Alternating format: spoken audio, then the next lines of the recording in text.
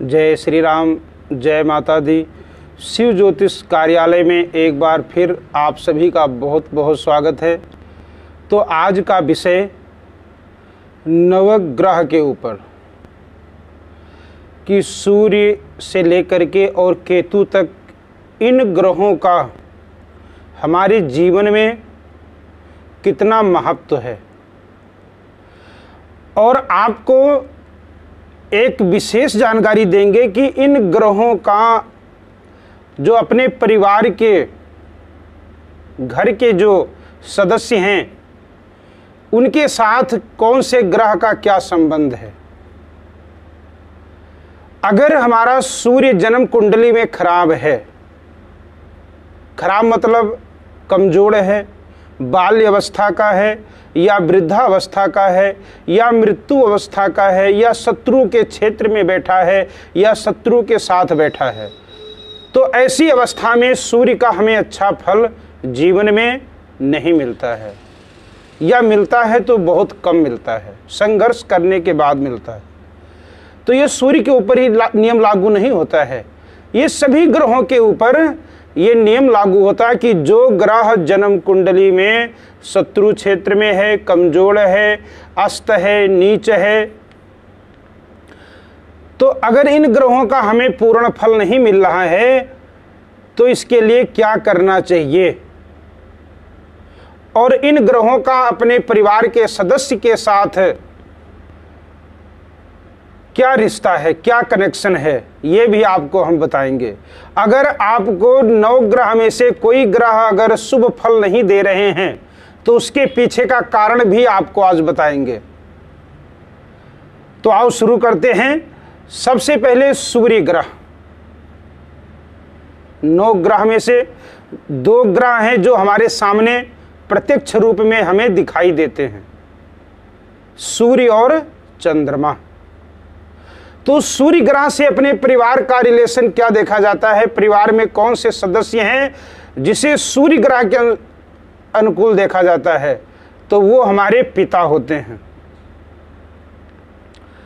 तो अगर आपके जन्म कुंडली में सूर्य अच्छा फल नहीं दे रहा है तो फिर अगर आपके पिताजी आपके साथ हैं तो सबसे पहले आप अपने जुबान से ऐसा कोई वचन ना बोलें जिससे पिता का मन दुखी हो।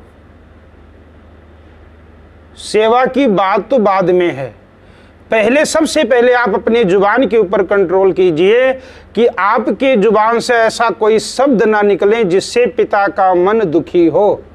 भूल कर भी अपने पिता को आप परेशान मत कीजिए, कोई ऐसा शब्द ना बोलें कि पिता आपसे नाराज रहें। अगर आप ऐसा जीवन में नियम अपनाते हैं तो जो आपका सूर्य ग्रह कमजोर है, जन्म कुंडली में अच्छा फल नहीं दे रहा है, तो आपको सूर्य से अच्छा फल मिलना प्रारंभ हो जाएगा। अगर आप अपने पिता से अच्छा संबंध बनाते हैं तो आप अपने पिता के चरणों में हाथ लगाइए।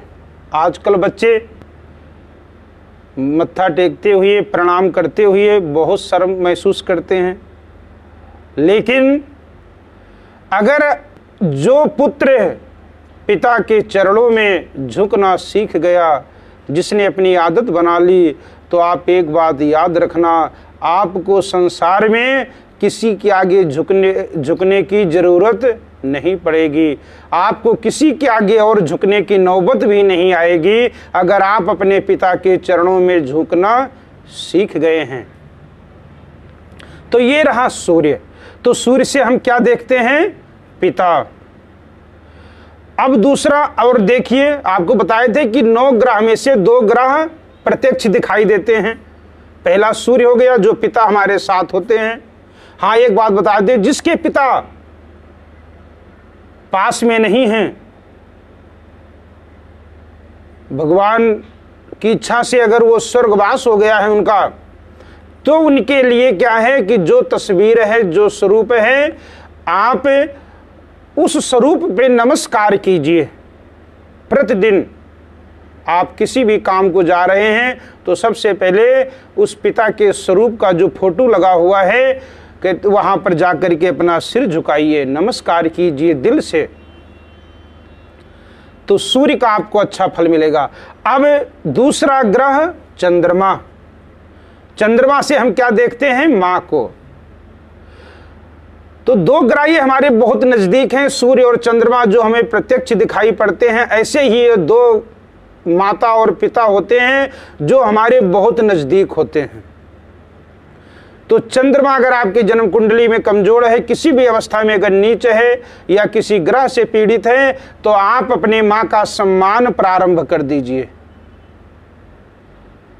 ऐसा कोई वचन ना बोलें जिससे माँ का मन दुखी हो। माँ की सेवा कीजिए, माँ की आज्ञा का पालन कीजिए, तो आपका चंद्रमा आपको अच्छा फल देगा। और जो चंद्रमा है ये मन का कारक है। माँ से आप आशीर्वाद लीजिए, माँ के चरणों में जन्नत होती है। माँ कहते हैं कि संसार में ऐसा और कोई रिश्ता है नहीं, माँ और बाप से बड़ा कोई रिश्ता नहीं होता है। तो ये सूर्य और चंद्रमा जो हैं ये हमारे बहुत नज़दीक हैं, तो इन्हें अपने दिल में स्थान दीजिए। और उसके बाद में तीसरा ग्रह मंगल। मंगल से हम क्या देखते हैं? परिवार में हमारे क्या रिलेशन है? तो मंगल से हम भाई को देखते हैं। अगर आपके जन्म कुंडली में मंगल अरिष्ट है या मंगल नीच है, कमजोर है, किसी भी अवस्था में है, तो आप मंगल को अगर पावरफुल करना है तो आप अपने भाई का सहयोग कीजिए। अगर आपका भाई कमजोर है किसी भी तरह से, तो आप भाई की सहायता कीजिए, भाई से आप प्रेम बढ़ाइए, इससे मंगल बलवान होगा। अगर मंगल कमजोर है तो आप ये नोट रखना कि पूर्व जन्म में आपने या तो अपने भाई को सताया होगा या भाई से विश्वासघात किया होगा। इस कारण से इस जन्म में आपके जन्म कुंडली में मंगल कमजोर है। तो आप भाई का सम्मान कीजिए, भाई का इज्जत कीजिए और भाई का सहयोग कीजिए। इससे मंगल आपके जन्म कुंडली में श्रेष्ठ फल देने वाला होगा। उसके बाद में ग्रह आता है बुध। तो बुध से हम देखते हैं बहन, बुआ, मासी। तो अगर जन्म कुंडली में बुध कमजोर है, अस्त है, बुध से हम बेटी भी देखते हैं। तो अगर बुध ग्रह का प्रभाव आपके जीवन में नहीं मिल रहा है या किसी भी अवस्था में है, तो आप बुध को अगर बलवान करना है तो आप अपने बहन, बेटी, बुआ, मासी का सम्मान कीजिए। आप इन्हें कोई आपका जन्मदिन हो या कोई ऐसा पर्व हो तो ऐसे पर्वों में आप उपहार दे सकते हैं। उसके बाद में ग्रह आता है बृहस्पति देव, जो देवताओं के गुरु हैं और इस पृथ्वी के चलते फिरते हुए जो ब्राह्मण हैं।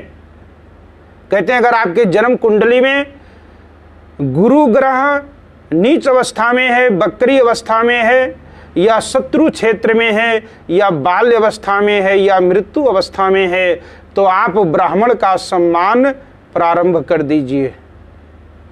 आप ब्राह्मण के चरणों में स्पर्श कीजिए। बृहस्पति ग्रह आपको अच्छा फल देगा। उसके बाद में ग्रह आता है शुक्र।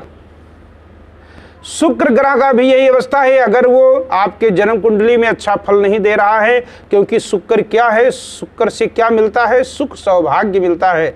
आपको जो पीछे वीडियो बनाए हैं उसमें आपको बता चुके हैं कि कौन से ग्रह जीवन में क्या लेकर आता है।